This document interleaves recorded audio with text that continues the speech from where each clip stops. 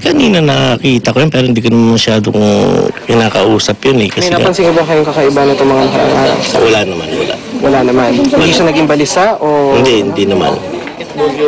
Inilipat na ang biktima sa Philippine General Hospital. Iniimbestigahan na ng Pasay Police ang motibo ng pamamaril. Ito ang unang balita mula sa lungsod Pasay. Dano Tingkong, reporting.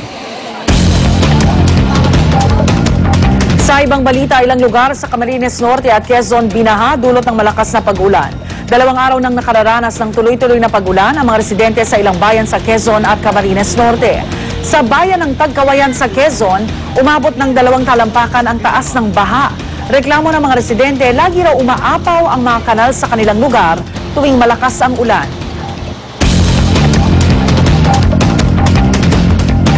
Sa ating ulat panahon, patuloy na makakaranas ng kalat-kalat na pag-ulan ng buong bansa ngayong araw.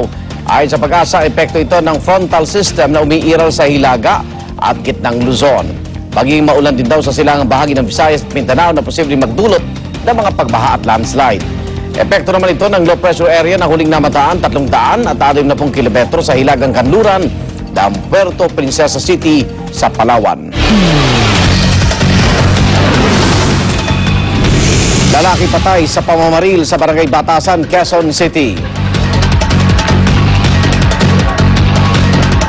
Mga responding tanod, pinagbintangang namaril. Swimming pool na may mini zoo, tampok sa isang resort sa Abutay, Bataan.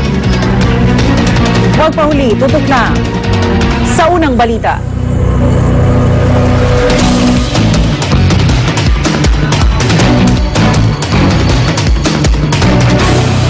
Tayong destiny? Hindi ako tomboy, no? Are they trying to seduce me? Ha? What do you mean? Ending ka to. Ako nga, hindi mo ako kayang takasan. Masarap ako. Go! Now na! Ah!